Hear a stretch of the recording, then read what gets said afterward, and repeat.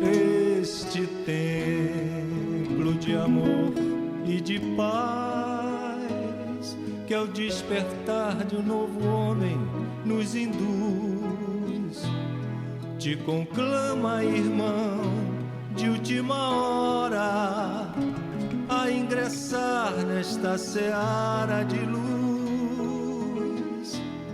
Te conclama, irmão, de última hora. Boa noite a todos. Como já viram, eu não sou o José Carlos Leal, né? Sou até parecido com ele, quase irmão gêmeo, né? Só que ele é bem mais alto do que eu, mais velho do que eu não é, porque certamente eu posso ser um espírito mais velho que ele, muito embora eu duvide. Mas a gente está aqui exatamente para falar nisso, nessas idades, esse nascer, esse ir e vir do mundo espiritual para o mundo carnal, nessas migrações no nosso próprio mundo. Substituir sempre é difícil, e eu já tinha palestras nessa área, né? Não com esse tema, e peguei material e compus aqui uma palestra com o mesmo tema do nosso querido amigo José Carlos, que fez conosco de manhã um seminário muito bom, também um tema concatenado com este. Seria uma pena que eu não trouxesse o mesmo tema, porque as pessoas já vêm com a expectativa de assistirem um tema proposto. Reencarnação passo a passo. Estamos a falar de reencarnação, nós aqui dentro do Espiritismo, do movimento espírita, nas casas espíritas, é um tema que a gente ouve todos os dias. Mas a gente ouve também sobre reencarnação fora da casa espírita. E aí é que está o problema, porque as pessoas podem não acreditar numa outra vida futura carnal, mas eles sempre dizem, já está na cultura popular, na encarnação que vem, eu não quero nascer mulher não, quero nascer homem. Vai esperando, porque não sabe o que vai perder, e também na nossa sociedade, muitas vezes machistas, ganhar algumas coisas e perder outras. Enfim, as reencarnações são assim. Ora a gente ganha alguma coisa, ora a gente perde outra, mas de onde vêm essas perdas e esses ganhos? Quem escolhe a natureza das provas pelas quais iremos passar, né? Não adiantarei, terá isso aqui durante o estudo. Considerações sobre a vida. A visão materialista da vida qual é? É nascer, viver e morrer. Mas essa é uma visão geral, né? Todo mundo nasce, isso é uma fatalidade, vai nascer um dia, vai ter uma vida e vai morrer. E essa visão materialista, ela é cruel com o ser humano, cruel com a humanidade, porque ela reduz a existência do período do nascimento até o período em que ele vai ao túmulo, né? Que para o materialista, tudo se encerra aí, não tem nada depois. Então, o que isso traz de consequência? Depois da morte, o que viria? Nada, para o materialista, nada. Por isso, já que ele espera o vazio absoluto, a grande consequência que o materialismo traz é que tudo tem que ser conquistado na vida corrente. Então, sob essa ótica de que tudo tem que ser conquistado na vida corrente, o que faz o materialista? Geralmente atropela as pessoas, nesse afã de se dar bem na vida, ele atropela as pessoas, porque ele entende que tem que conquistar tudo nessa vida, porque a vida é uma só para ele, né? Avançando um pouquinho mais, a felicidade para o materialista reside nos prazeres materiais, e uma consequência natural são as guerras, os crimes, e uma desigualdade social que é inevitável, né? Se a pessoa vai angariar mais do que os outros, a consequência natural é que alguém vai ganhar menos, ele vai tirar de alguém. As guerras, o crime e a desigualdade. Muita pobreza para muitos, e a renda concentrada para uma minoria, essa minoria materialista. E a visão das religiões dogmáticas? Está se falando aqui das religiões, das mais diversas, sem citar a religião A, B ou C. As religiões que pregam, né, destinos definitivos para o espírito, que pregam para o espírito que ele vai nascer, ele vai viver também, ele vai morrer, mas ao morrer, ele vai ter um destino definitivo. Se ele for bonzinho, para onde ele irá? Ele vai para um local bom, né, para o céu, segundo eles acreditam, né? E se ele for, segundo essas religiões dogmáticas, alguém que deu uma escorregada na vida, para onde ele vai? Vai para o inferno. O inferno, que é essa figura que nos trouxeram de um local ruim, um local que ninguém desejaria ir, né? Governado por alguém terrível, que tem até chifres, pés de bode, rabo, deve ser realmente uma coisa dantesca. Aliás, Dante foi quem agravou esse inferno, porque na sua obra O Inferno de Dante, essas religiões dogmáticas que já tinham o seu conceito de inferno, vendo aquela peça de Dante, né, traduzida depois em peça teatral, eles ainda aumentaram um pouquinho esse conceito de inferno. Com isso, para valorizar o conceito de céu, o conceito de bonzinho, o conceito de ser angelical e de desejar estar um dia sentado ao lado direito de Deus, né, Pai, como pregam as religiões dogmáticas, né? Confesso aos senhores e senhoras que eu não nasci em religião espírita, nasci numa religião dogmática, e que isso me trouxe uma aflição muito grande ainda em criança, porque eu ficava com medo das pessoas morrerem, porque eu também queria um lugar do lado direito de Deus. Eu estava achando que estava morrendo muita gente, eu não ia ter esse meu lugar do lado direito de Deus, porque ao chegar lá já teria gente sentado num lugar que seria meu, né? Então isso gerou em mim uma expectativa muito grande. Lógico, isso aí analisado sob a nossa ótica espírita, que nos chama ao raciocínio, a questionar as coisas, parece uma coisa ilógica, e de fato assim o é. Peço perdão à moça que levantou o braço. É para mim?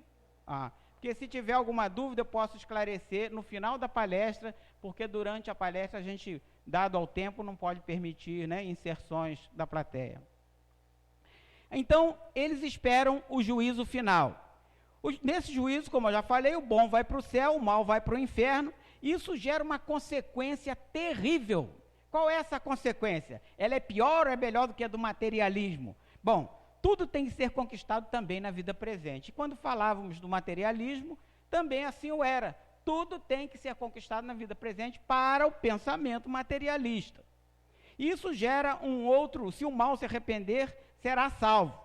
E eu não botei aqui uma consequência também, que eu acredito, mas deve ser elencada, que isso cria uma separação dos elos familiares. Porque, por exemplo, se eu amo meu irmão, né, e eu me relaciono muito bem com meu irmão também foi bom a vida inteira, como se eu fosse bom e ele o ruim, né? Então, eu me relacionando bem com ele, imaginemos uma situação hipotética de que eu fosse bonzinho, e ao morrer para eles, né, morrer fisicamente, eu fosse para o céu.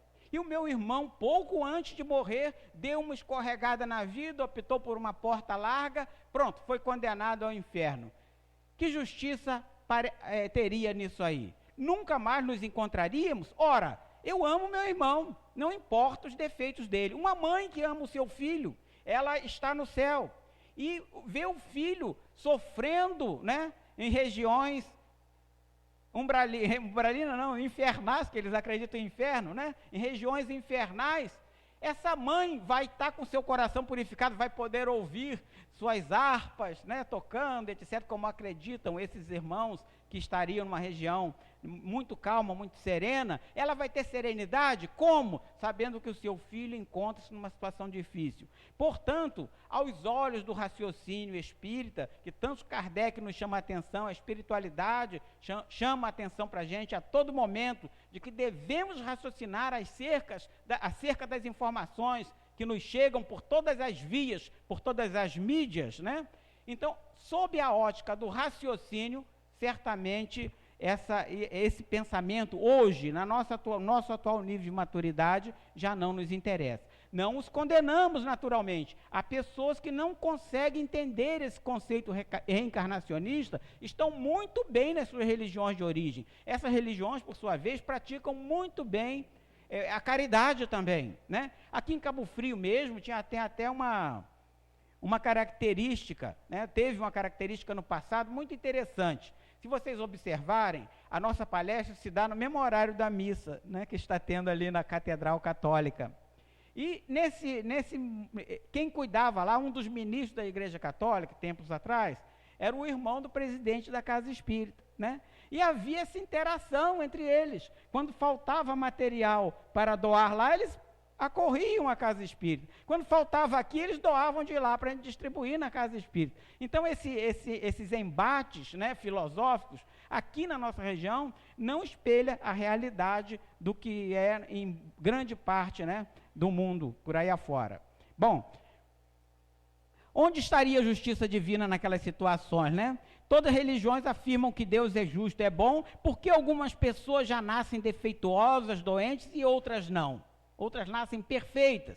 Seria justo que Deus fizesse pessoas sofrerem desde o nascimento por algo que elas não fizeram, ou pelo que outras pessoas fizeram, né?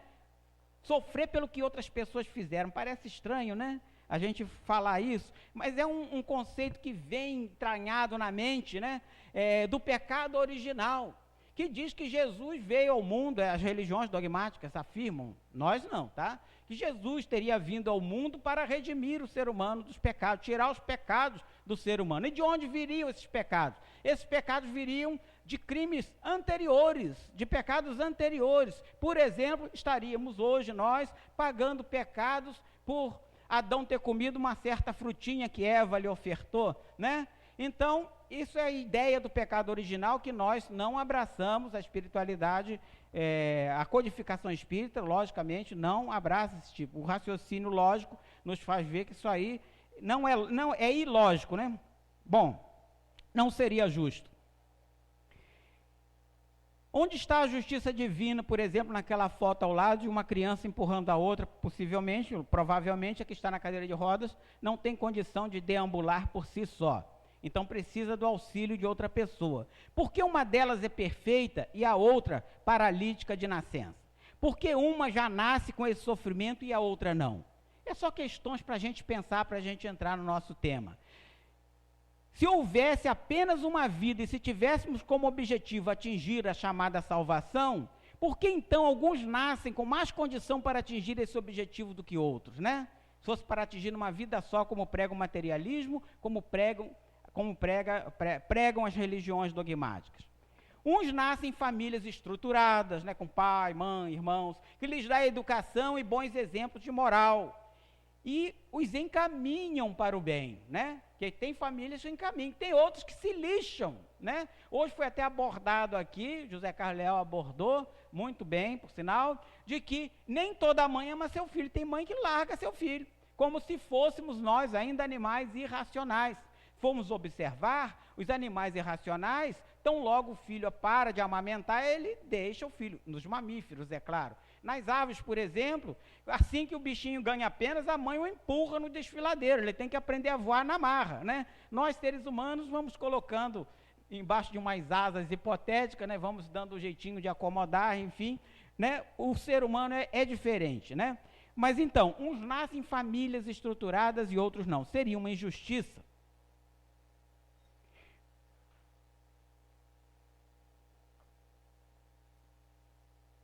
A justiça também não estaria numa situação dessa aí. Outros nascem em família desestruturada em meio de extrema miséria, ainda mais grave, né? Sem nenhum tipo de referencial moral, às vezes vítimas já cedo de violência de todos os tipos, né? E todos os tipos de mazelas, né?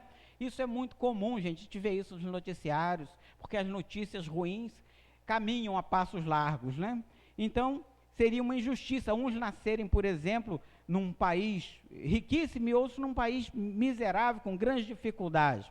Além disso, mesmo enfrentando todas essas adversidades, tais pessoas ainda teriam que ser julgadas após a morte, o tal do juízo final, e poderiam até mesmo ser condenados à pena eterna, pelos erros que cometeram em apenas uma vida. além de serem injustiçados pela sociedade, seriam ainda injustiçados pelo próprio Deus, né? Logicamente, isso aí, pelo raciocínio lógico, não poderia corresponder a uma realidade. Onde está a justiça divina, então? A justiça divina é simples, ela está na reencarnação.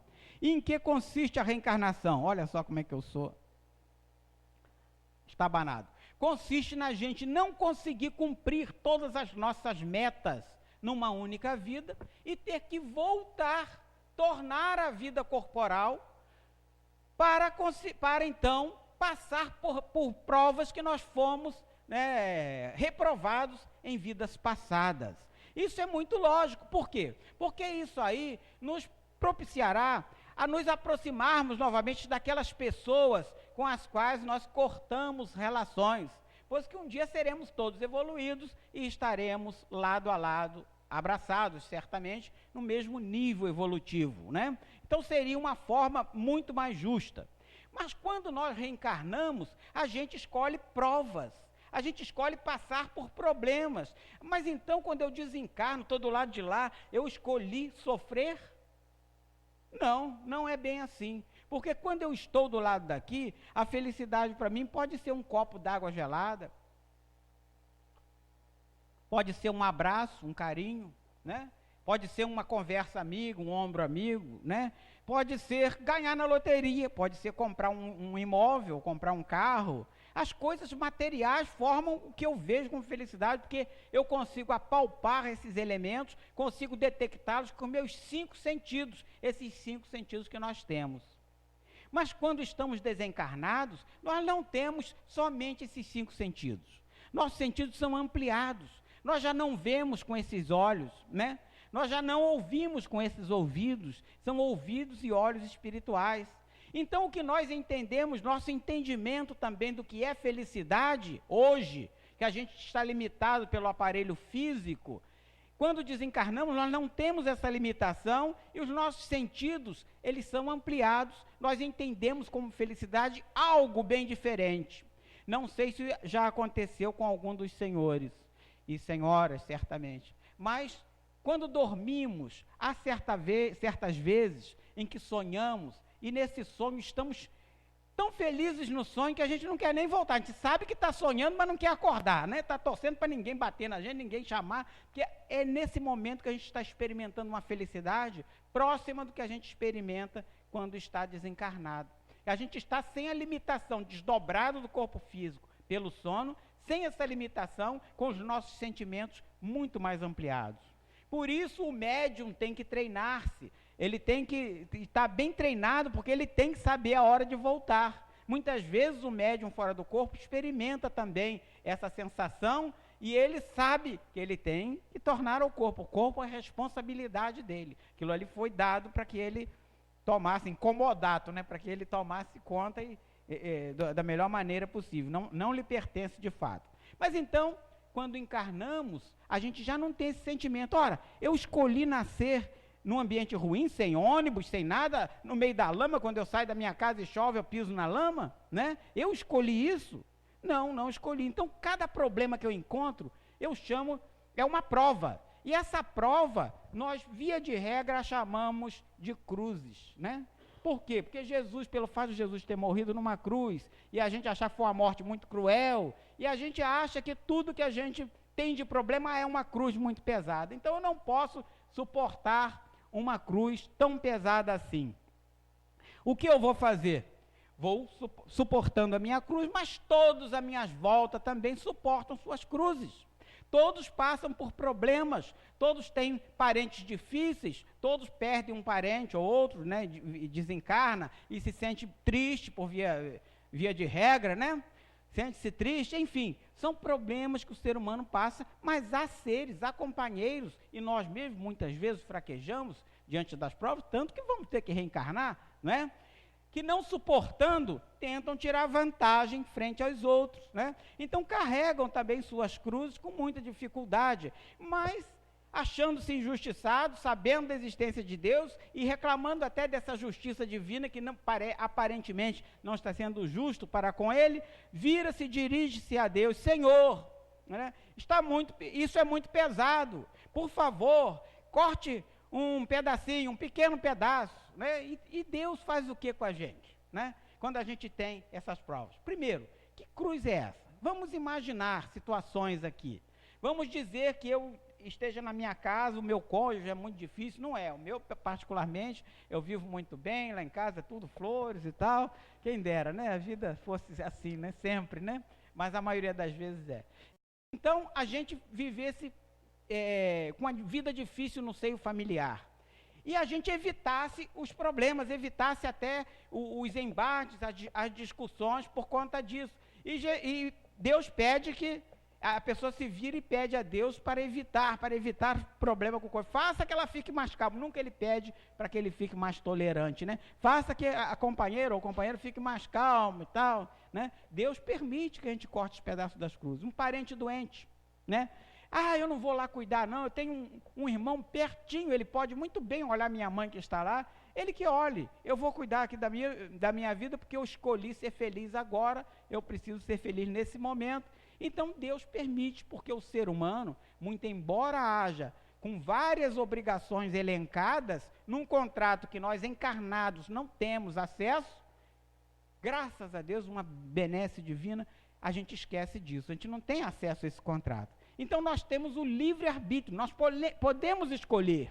Eu às vezes posso fazer determinada coisa, mas eu tenho o direito da escolha, faço ou não faço. Às vezes é ético, como já dizia Paulo de Tarso, né, que muita coisa é lícita, mas nem tudo lhe interessava. Então, ele pode ser lícito, mas ele pode optar por não fazer. Mas Deus permite que as pessoas deixem as provas pelo caminho. Então, ele corta ali seu pedacinho, larga pelo caminho, porque quando deixa um pouco do trabalho, outra pessoa tem que assumir, larga seu pedaço de cruz ali e segue adiante, feliz da vida, cantarolando. Os demais continuam carregando também suas cruzes e continuam com muita dificuldade, porque além do seu próprio trabalho, provavelmente vai ter que fazer também o trabalho daquele que largou o seu pela metade. Mas quem age dessa maneira nunca está feliz, nunca está satisfeito, e vira-se para Deus ainda descontente: Senhor, por favor, corte um pouquinho mais, né? Eu poderia carregar essa cruz muito melhor, se cortasse um pedacinho mais, né? Aí Deus faz o quê? Não, meu filho, não corta não. Não, corta, meu filho. Quer cortar, corta, né? Mas sabendo que depois poderá ter que arcar com alguma consequência, né? Nós sabemos, ele naquele momento não sabe. E corta mais um pedacinho. E larga o seu pedacinho pelo caminho. Senhor, mas se vira com aquele sorrisinho amarelo, né? Porque essas pessoas também acreditam em Deus, se acham que estão bem na fita muitas vezes. Senhor, obrigado, né? Se vira, muito obrigado, né? E segue em frente, enquanto os demais estão ali carregando seus problemas, enfrentando seus labores com muita dificuldade. Essa pessoa que assim faz, largando pelo caminho, escolhendo os momentos mais fáceis para serem vividos, passando por cima dos momentos mais difíceis, deixando para depois, esse aí segue a sua cruz, nem toca ao chão, e ali está o cidadão, a sua cruz nem toca no chão, os demais carregando com muita dificuldade. Bom,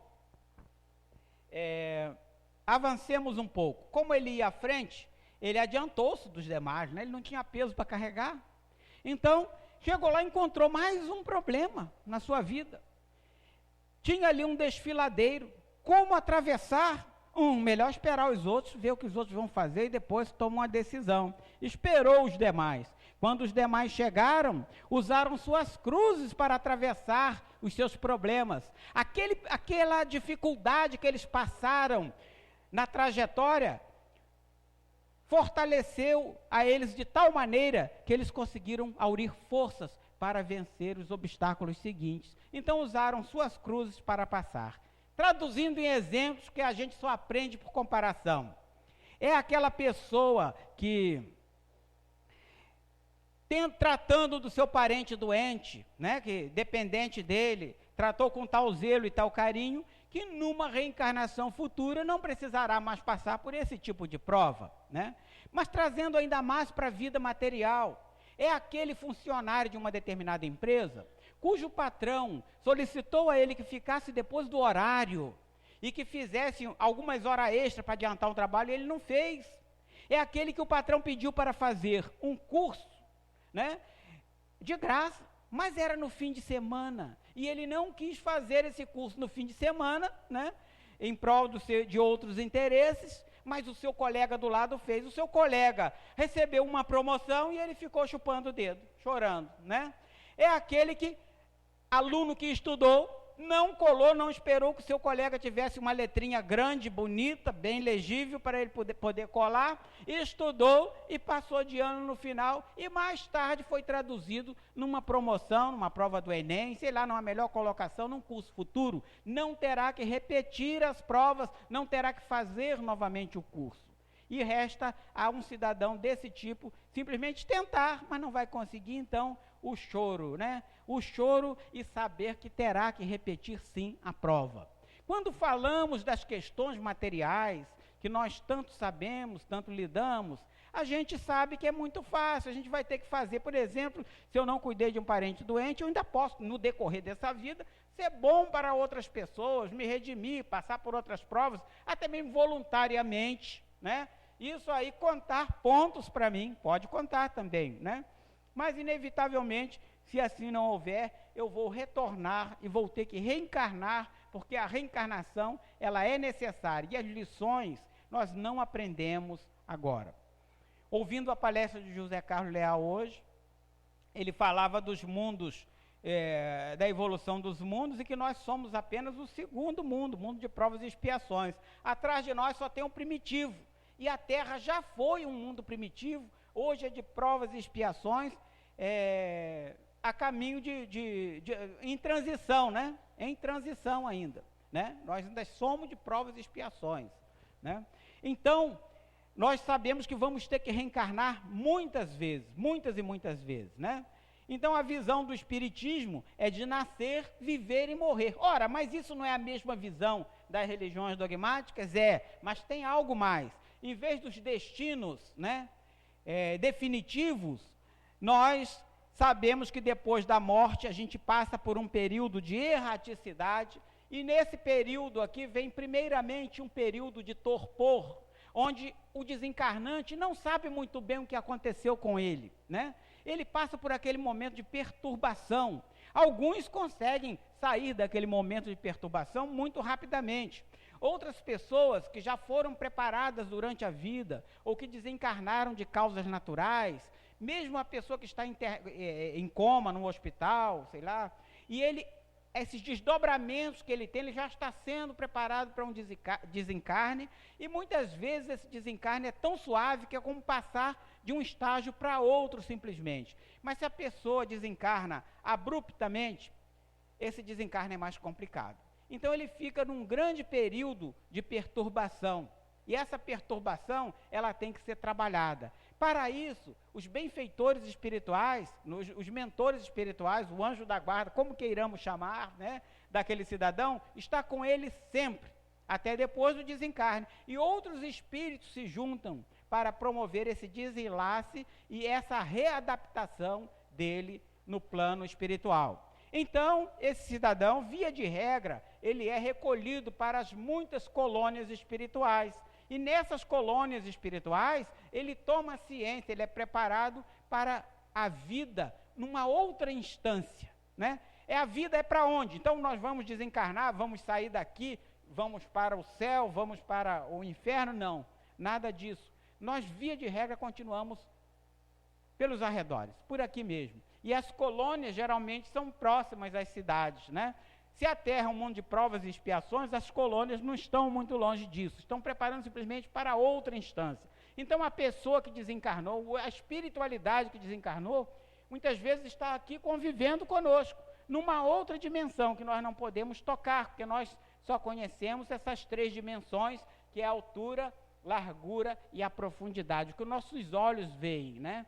O próprio Albert Einstein já detectou outra dimensão, né? Ele estudando viu que havia uma quarta dimensão, a qual ele, não tendo o que chamar, chamou de tempo, né? E viu, inclusive, questionou algumas leis da física, as leis que hoje nós usamos, os aparelhos eletrônicos que nós manipulamos utilizam, né? Mas que na época, para ele provar essas leis, foi muito difícil, né? Porque ele estava questionando figuras, né, que já mantinham, como Isaac Newton, esse conceito de leis físicas já há muito tempo. Então ele teve que desafiar, teve que ter a coragem de desafiar. Enfim, mas existe essa outra dimensão, e ele a chamou de tempo, e que, por exemplo, a lei da gravidade seria provocada por uma curvatura nessa linha tempo, né? Nesse tempo que sofre curvaturas, né? Bom, não é pauta da nossa palestra, é uma coisa mais técnica, talvez mais possível de se fazer num seminário, né? Tem até a teoria das cordas, se vocês tiverem interesse em estudar, procurem na internet, teoria das cordas, vocês vão ter uma bela ideia sobre isso, né? E depois da morte para nós, o espírito volta ao plano espiritual, reencarna sucessivamente até o seu aperfeiçoamento, né?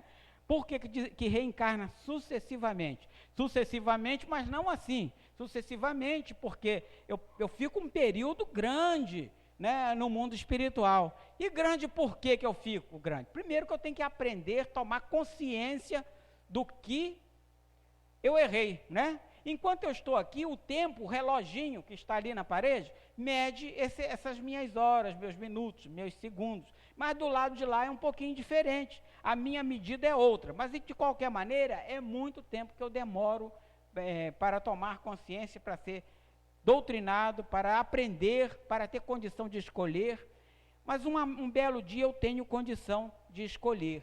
E quando eu tenho essa condição de escolher, não vou escolher sozinho, tem um ministério da reencarnação nas colônias espirituais, né?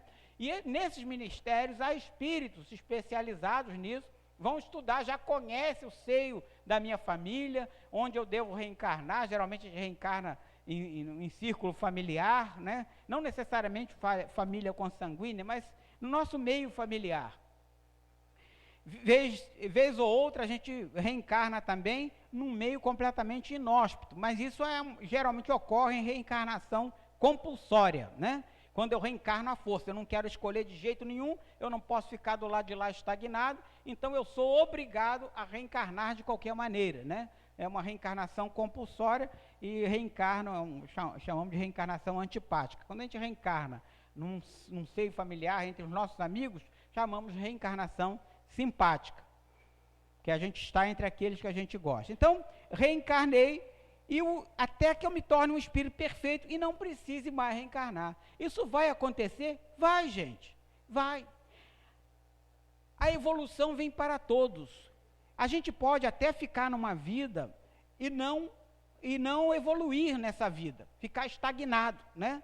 Mas voltar, retrogradar, os espíritos nos afirmam que nós não fazemos. A gente sempre caminha para frente. Posso ficar um período em estagnação, mas num dado momento eu vou receber um empurrãozinho e eu tenho que andar. A fila anda, né? Bom, então um dia não vou mais precisar. Por sua vez, a Terra também evolui. E a nossa Terra está evoluindo. E se eu não evoluir na mesma velocidade da Terra, o que vai acontecer? O que vai acontecer é que eu, quando desencarnar, e nesse período que eu tiver para reencarnar, a Terra já tiver evoluído, né, e eu não estiver mais moralmente naquele nível em que a Terra se encontra, eu vou ser intimado a reencarnar em outro planeta que estaria no mesmo nível de que estava a Terra, nível moral que a gente está falando aqui, né, nível de adiantamento moral. Bom, não vou entrar aqui pelas emigrações entre mundos, né? A gente tem ali os exilados, fala-se muito nos exilados de Capela, Chico nos trouxe através de missionários da luz, né? Edgar Armond enriqueceu com outro livro, questionado por uns, debatidos por outros, mas enfim, essas emigrações entre mundos acontecem quando os mundos evoluem e os seres não evoluem. Então eles têm que reencarnam em outros planetas, né? O espiritismo matou a morte. Quem tinha um medo da morte, quem usava o dogma, meu filho, cuidado com o inferno, não faz isso não, você vai para o inferno. Tinha um medo danado de inferno, a pessoa sabe que se ele fizer, ele vai passar por momentos terríveis, vai passar por zonas umbralinas, por momentos difíceis, desencarnado, mas um dia ele vai retornar ao plano material. Não é simples como está ali no quadro. aquela cena ali foi um recorte de uma capa da revista Veja, e antiga, né? Não é de hoje, não. Então, está ali uma sátira à morte, que é assim, um volto já, né? Volto já, mas não é necessariamente, nunca é no mesmo corpo, né? Esse negócio de ressurreição da carne é papo para outras instâncias religiosas, não a nossa.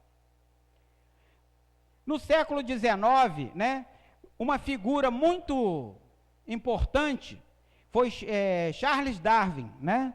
Charles Darwin foi o pai do evolucionismo. Haviam outros cientistas que defendiam a bandeira do evolucionismo, mas ele teve a coragem, né, de reunir recursos e empreender uma viagem para provar que os seres não tinham nascido, como pregavam algumas religiões antigas, né, de dois únicos seres, né, de Adão e de Eva, né, e que isso ocorrera, segundo tais religiões, há cerca de 6.000 anos, né, sendo que já se descobriu múmias muito mais antigas do que isso. Então isso aí, essa teoria, esse tempo contado foi por terra abaixo, não procede, né?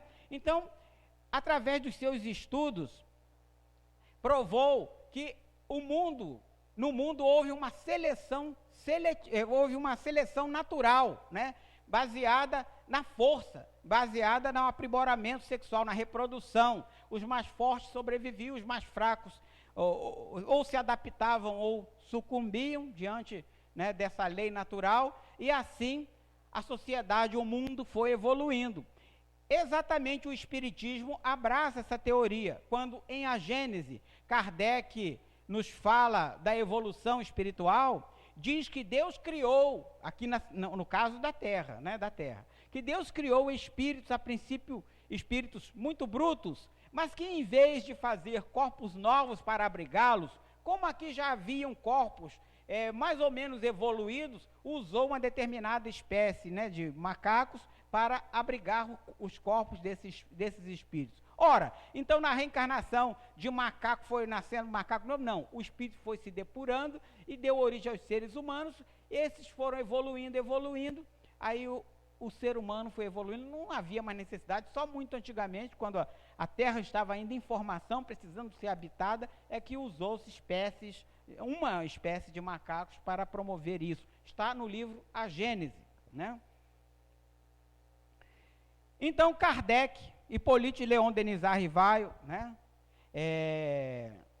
já era um cientista, era uma pessoa com grande experiência, com livros publicados na área de educação, na área de ciência, de filosofia, uma pessoa respeitada na sociedade. Alguém que precisava de alguém assim para trazer ao mundo a luz no Espiritismo, essa teoria da reencarnação. E por que precisava de pessoas assim? Não podia ser simplesmente uma pessoa moralmente evoluída, porque tinha que ser uma pessoa de credibilidade no mundo científico. Ora, essas edições da doutrina espírita ocorreram na França, e a França, né, pós-revolução industrial, pós-iluminismo, respirava a cultura, um ambiente extremamente materialista, né? Precisava ser alguém com credibilidade nesse meio, tanto que quando ele começou a codificação, ele foi como cético, não acreditava, no entanto foi convencido de que havia por trás daqueles fenômenos, né, um ser pensante manipulando aquilo, né?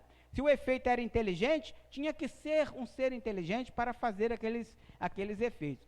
Então Kardec tinha credibilidade, mas não adotou o seu nome de Hippolyte Léon Denis Rivaio para separar as duas obras e fez a codificação espírita com o codinome de Allan Kardec, né? O primeiro livro, o Livro dos Espíritos, 1857, o Livro dos Médiuns, 1861, o Evangelho segundo o Espiritismo, 1864, o Céu e o Inferno, 1865, A Gênese, 1868. Questão 166 de O Livro dos Espíritos. Como pode a alma que não alcançou a perfeição durante a vida corporal, pode acabar de se depurar, né? Como a alma que não alcançou vai se depurar, vai corrigir, né, os seus defeitos, né? Respondem os espíritos, submetendo-se a provas de uma nova existência. E como a alma realiza essa nova existência? É pela transformação, é pela sua transformação como espírito? Respondem os espíritos. A alma, ao se depurar, sofre, sem dúvida, uma transformação. Mas para isso é preciso que passe pela prova corporal. Então eu não posso, para transformar a minha parte moral, na minha atual, meu atual nível evolutivo, eu dependo da parte material, né?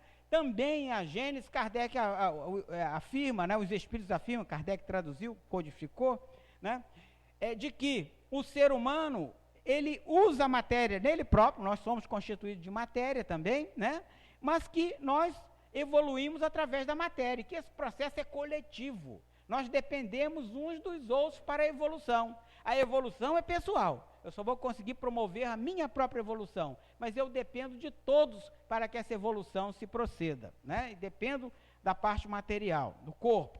Então não posso encarar o meu corpo como uma prisão, né? Ah, eu tenho um corpo, dói meu joelho, dói meu tornozelo, dói tudo. Depois de uma certa idade, dói tudo. Não tem jeito, né? A gente até se acostuma com a dor. Mas eu não posso reclamar, porque isso não é prisão, isso é a escola que eu preciso, né? Para depurar o meu espírito, eu preciso da parte material. Eu tenho que daí extrair lições, ter os olhos de enxergar lições nisso aí. E o Espiritismo nos fornece subsídios para isso. A alma tem, portanto, que passar por muitas existências corporais, pergunta Kardec. Sim, todos nós temos muitas existências. Os que dizem o contrário querem nos manter na ignorância, em que eles próprios se encontram. Então, quem afirma que não tem, que tem uma existência só, é uma ignorância que eles não têm culpa, porque ainda não foram esclarecidos, né? Isso aí muitas vezes é empírico. Esse é o desejo deles, né? Aí muitos se pegam em Paulo de Tarso, que diz que o ser só vive uma única vida. Sim, eu, Paulo Jorge, vivo uma única vida. Meu CPF, né? Só tenho esse CPF. Quando eu nascer na vida seguinte, vou ter outro CPF. Se você é uma outra pessoa fisicamente, uma outra instância de mim mesmo, né? Serei uma outra instância. A minha parte espiritual, ela é única, né? O corpo, essa ressurreição da carne, Paulo de Tarso, logicamente, combateu o ser humano, né? O ser, ele só vive uma vez, de fato, eu só tenho uma vida. Eu somente serei Paulo Jorge, se meu futuro pai não me der esse nome, mas ainda assim, se ele me der o nome, eu terei outro CPF, certamente, porque não posso usar o CPF da agora. Então, a minha existência é única, a minha existência física. Desse princípio, parece resultar que a alma, após ter deixado um corpo, toma outro, ou seja, reencarna em um novo corpo. É assim que deve se entender? Evidentemente. Curtinho, né? Bem direto, evidentemente. Perguntas costumeiras. Quem escolhe as provas? Já respondemos a questão 258 e 273, a gente aqui já abordou. Nós mesmos escolhemos, e não escolhemos sofrer, não. Nós temos outra visão do que pode nos trazer a verdadeira felicidade. Nós entendemos isso. Tenho sempre que sofrer para melhorar? Já se viu aqui, mas a gente vai bater. Não é sofrer, não. É passar por provas que eu, desencarnado, acho que são boas para mim, que eu vou conseguir. Ah, mas então, desencarnado, eu assumo só as provas que vou conseguir? Não. Às vezes eu estimo mal a minha capacidade, assumo provas que eu não sou capaz de conseguir. Então, não vou conseguir, aí eu vou ser reprovado, vou ter que voltar a passar pela mesma natureza de provas. Eu vou escolher todas as provas, todas as minhas deficiências de uma vez só? Claro que não, senão não daria conta. A gente tem tanta coisa para corrigir que a gente não pode escolher todas. Se a gente conseguir, numa única encarnação, tirar da gente um único defeito, é coisa dessa, gente. É coisa dessa. Porque o nosso íntimo, às vezes, a gente tira por fora. A pessoa nos olha, acha linda e tal, mas nós mesmos, muitas vezes, temos dificuldade de olhar para o nosso interior, né? De saber da nossa real condição. Como ocorre o processo reencarnatório? Bom, aí vamos ver um exemplo, o que é a reencarnação passo a passo. E passos rápidos, porque o relógio está sendo rápido também. Em uma encarnação precedente do casal Adelino Raquel, após uma paixão desvairada, Sigismundo assassinou Adelino e Raquel foi parar no prostíbulo, né?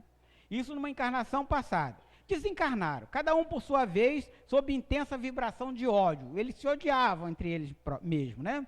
No plano espiritual, o casal prometeu receber Sigismundo como filho. Então, Adelino e Raquel eram casados, né? Eram namorados, tinham um relacionamento, né? Então, Sigismundo, numa encarnação passada, possivelmente ele não se chamava Sigismundo, ou se chamava, né? Numa reencarnação passada, interagiu, né? Apaixonou-se por Raquel, mas abandonou também, promoveu uma briga entre o casal, abandonou, né? Sigismundo vem até a tirar a vida de Adelino, né? E Raquel, desamparada, foi parar num prostíbulo, segundo a história que nos é contada por Emmanuel, no livro Missionários da Luz?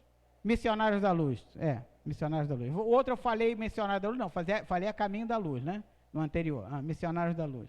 É porque depois de um certo tempo, no tema da pessoa, tendo que falar a mesma coisa que a pessoa ia falar, e sem água, está pensando que não tem remédio nessa água, não? Às vezes tem. Bom, desencarnar, esse capítulo chama-se A Reencarnação de Sigismundo, né? Vale a pena dar uma lida nele. Quem tiver e não tiver tempo ou não tiver disposição para ler o livro inteiro, que é muito legal, leia esse pedacinho, né? Então eles são convidados a receberem Sigismundo, já reencarnados, né?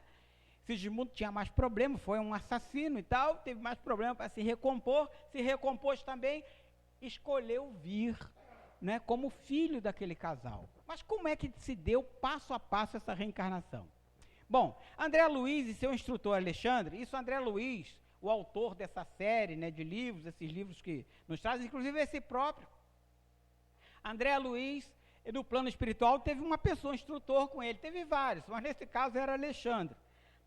Aproximaram-se da casa de Adelino e Raquel, né? Herculano, que trouxe Sigismundo para a aproximação com o casal, já esperava na entrada da casa. Então, Sigismundo foi trazido antes por outra pessoa que estava junto dele, né? André Luiz, aprendendo, Alexandre o conduziu para ver como se dava esse processo. André Luiz e Herculano se aproximaram de Sigismundo, o qual se encontrava visivelmente abatido. Quer dizer, o espírito que ia reencarnar estava ali, mas não estava muito seguro, estava com medo também, abatido. O casal Adelino e Raquel tomava a refeição da tarde com seu filho primogênito. Então, era o primeiro filho do casal, estavam sentados à mesa no café da manhã. Ele sairia depois disso para trabalhar. E por que eles estavam na sala ao lado? Deixa a família em paz lá, né? Mas se aproximaram e viram que o casal, né, Adelino e Raquel, não estavam bem, estavam tendo uma briga lá de casal, né? E Alexandre, André Luiz e Herculano se aproximaram da mesa e perceberam que Adelino estava aflito, né, e de pouca conversa com a esposa. O pensamento envenenado dele destruía a substância da hereditariedade. O quê? O cara, brigando com a esposa, não consegue o necessário, que é o ato sexual, para conceberem o filho. Então, essa aproximação estava difícil. O espírito tinha que reencarnar. E o casal não queria ter o ato sexual, estavam brigados um com o outro. Então, nessa situação, eles não podiam influenciar Adelino para que ele se acalmasse, porque Adelino estava refratário até as boas energias que estavam sendo emanadas para ele. Então, o que fazem?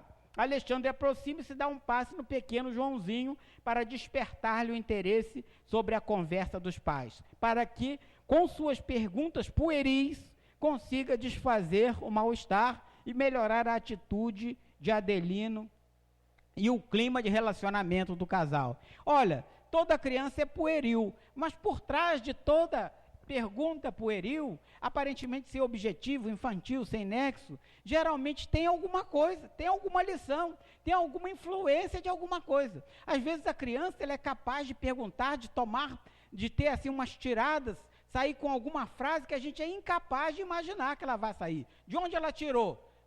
De vidas passadas? Pode ser, mas pode ser também influenciação de um espírito. Então a criança começou a perguntar, não tem aqui o diálogo, mas possivelmente, papai, por que você está brigando?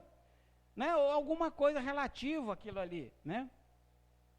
Então, profundamente comovido com a atitude interessada do filho e o diálogo amoroso da esposa, Adelino despede-se com uma delicadeza não habitual, né, que ele não era uma pessoa muito delicada, e promete voltar à noite mais cedo para orar junto ao deitar. E assim o faz. Antes de dormir, conforme prometido, o casal segue com grande atenção a oração dominical proferida. A oração dominical de joelhos denota que ele era de uma outra religião, certamente, com emotividade infantil pelo pequenino João.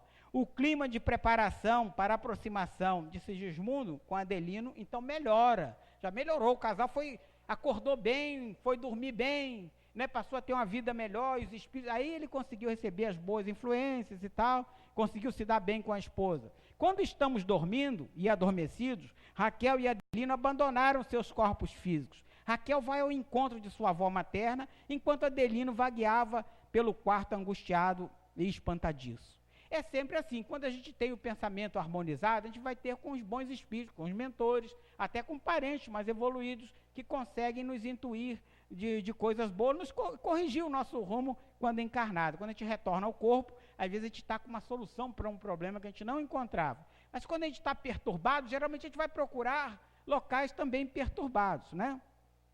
Vamos ver o que aconteceu com ele. Adelino apavora-se ao ver Sigismundo, né?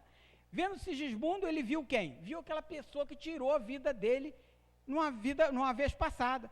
Encarnado não viu nada. Quando ele está encarnado, ele está com a visão do corpo, né? Ele esquece do passado. Mas desencarnado, ele recobra a sua situação de espírito. Então, viu ali seu assassino, né? Logicamente ficou com medo. Alexandre interfere lançando os raios magnéticos tranquilizadores sobre ele. E em seguida convence Adelino de que Sigismundo não lhe deseja mais nenhum mal e que está em busca de seu perdão e acolhimento paternal.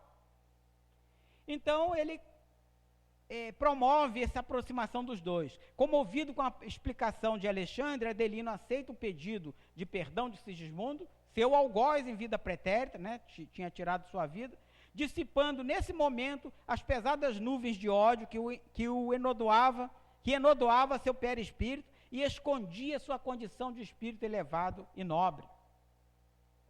Satisfeitos com o trabalho da noite, Herculano, Alexandre, de frente, André Luiz e Sigismundo, mais atrás, né, deixam a casa de Adelino e Raquel para retornar na semana seguinte para iniciar o serviço da reencarnação.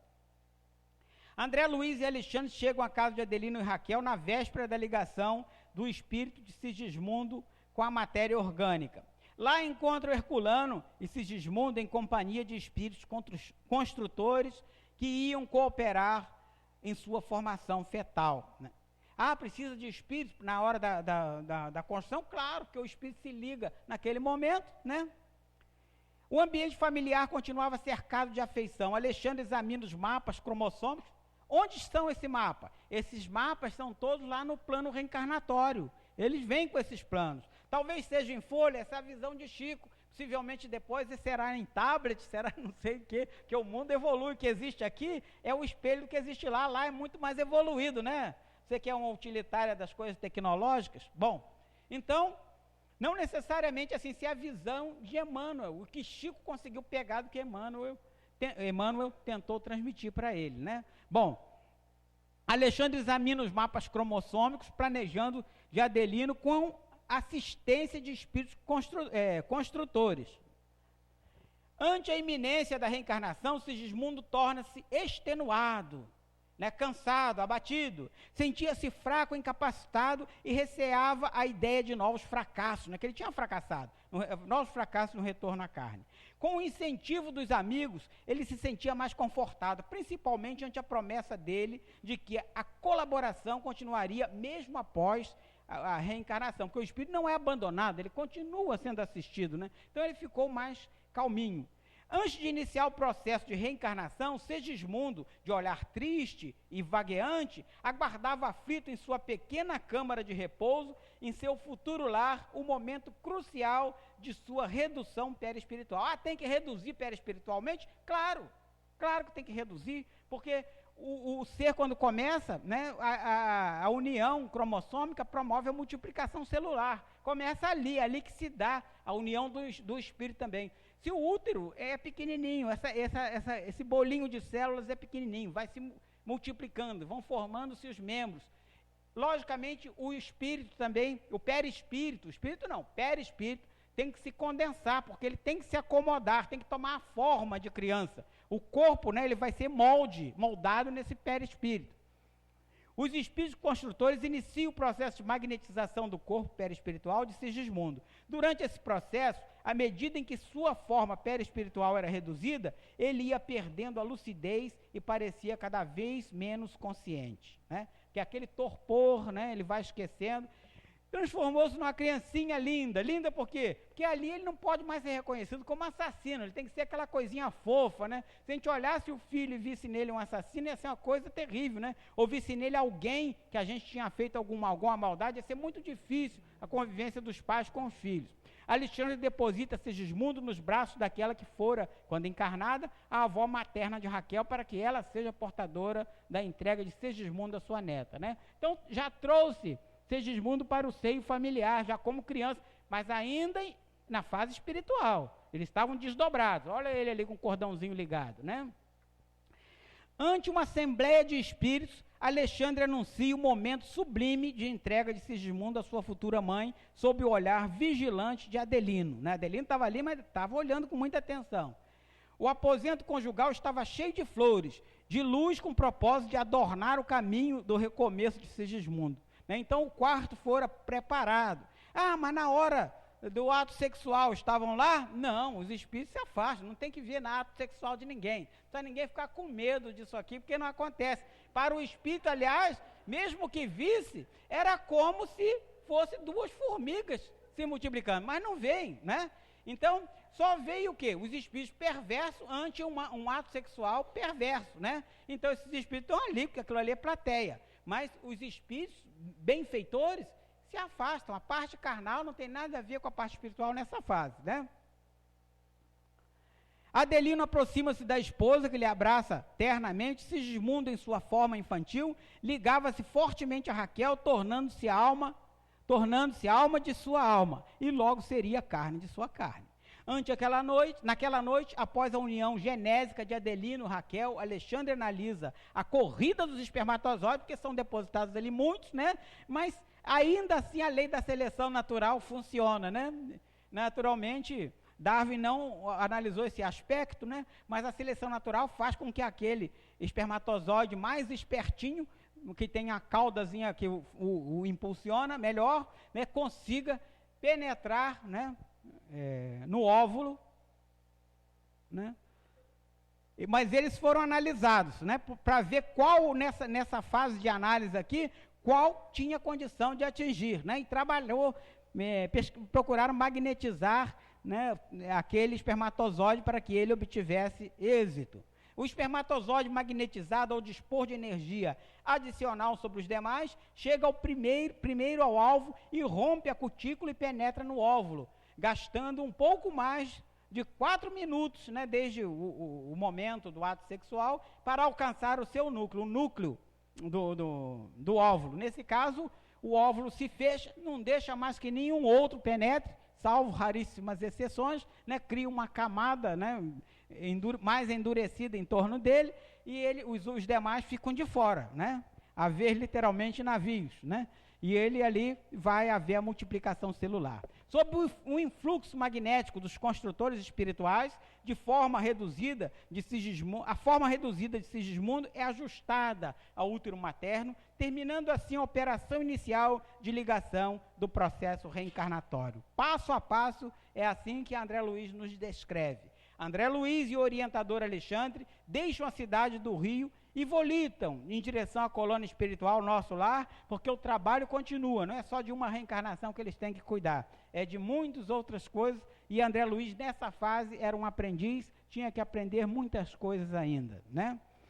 A reencarnação, perguntas costumeiras: quantas vezes vou reencarnar? Tantas quantas forem necessárias. Muitas, né? O que fui na vida anterior, todos têm essa necessidade de saber. Não interessa, gente. Não interessa. O que eu posso afirmar é que na vida anterior fui pior do que eu era hoje. Isso eu posso afirmar. Moralmente pior, né? Hoje eu estou numa condição melhor, né? perguntaram a Chico, uma senhora chegou muito aflita: Chico, eu tive ontem a revelação do que fui na vida anterior. Chico, eu fui uma cristã, eu morri na arena de Roma, sendo comida pelos leões, Chico. Isso não é nobre? A mulher feliz da vida, que tinha sido importante, tinha sido comida pelos leões na arena de Roma. Nero botava os cristãos para serem comidos naquela época. Bom, então dirigiu-se mais uma vez a Chico: e você, Chico, se eu fui uma cristã e fui comido pelos leões, você o que foi, Chico? Deve ter sido muito importante, Chico. Ah, minha irmã, eu também estava lá naquela arena, né? Ah, Chico, e você era o quê? Eu era a pulga que estava no leão. Logicamente, Chico sabia que não podia um ser humano ter sido uma pulga, de uma pulga reencarnar um ser humano. Não é assim que se dá, né? O processo espiritual, né? O princípio espiritual, ele passa por várias transformações até chegar à fase hominal. Mas Chico colocou isso de maneira a mostrar para aquela irmã de que não era necessário saber o que fomos na vida anterior. Temos sim que nos preocupar o que seremos na vida futura, né? Essa é a resposta. A Bíblia fala de reencarnação? Fala, mas eu não vou falar, porque o relógio não vai me deixar. Então pedirei licença aos senhores para a Bíblia fala, deixa a Bíblia falando. Tem Bíblia que fala dessa. Aguçem seus ouvidos. Não vou falar da reencarnação, habilidades inatas, tendências de hábitos estranhos, né? Vários cientistas estudaram isso, gente. E nós temos que ter os olhos para isso. As habilidades inatas, de onde vêm, né? Nossos filhos têm habilidades que nós nunca ensinamos. Nossa parentela não tem essa habilidade. De onde vem essa habilidade, né? As tendências para hábitos estranhos, tem famílias de pessoas boníssimas, nasce o que se chama de ruína, o joio no meio do trigo, né? De onde vem esse joio? Se ninguém ali tem aquele comportamento, né? Então a gente tem que estar atento a essas nuances, a esses detalhes. Características físicas diferentes dos demais, tem gente que nasce, isso tem sido estudado pela ciência, gente. Não é nós aqui que estamos estudando, não. Kardec já botou a codificação espírita, mas a ciência, agora que está despertando seu lado, seus olhos estão enxergando esse lado mais holístico, esse lado de que os sistemas não são estanques, tudo na vida se interpenetra, se relaciona, né? Troca energia. O desenvolvimento precoce, tem criança muito precoce. Mozart foi um caso, e há casos aqui de pessoas que nós conhecemos, basta a gente olhar, lembrar um pouquinho. Mozart, Pascal, Paganini, Sibelius, né? Enfim, vários ali tiveram evoluções. Qual o objetivo disso tudo? Dessa encarnação? Deus está brincando, né? Ele está ali olhando? Não, tem um objetivo muito sério. Expiação, melhoramento progressivo da humanidade. Sem isso, onde estaria a justiça, né? O livro A Caminho da Luz nos informa que Jesus é o governador da terra. Um dia nós seremos espíritos puros, com certeza. Mas enquanto isso não for, qual será a nossa tarefa? Para que estamos nos preparando, afinal de contas? Então, gente, agradeço a todos, peço perdão, é uma substituição muito difícil de fazer, ainda mais com o mesmo tema. A gente procurou aqui, usando estudos anteriores, trazer para o contexto do que seria a palestra de hoje. Certamente seria uma palestra muito mais brilhante. Peço aqui desculpas a José Carlos Leal por não ter podido expressar exatamente as ideias dele, mas não conversei a ele sobre a palestra de hoje, e agradeço a vocês pela tolerância, pela paciência.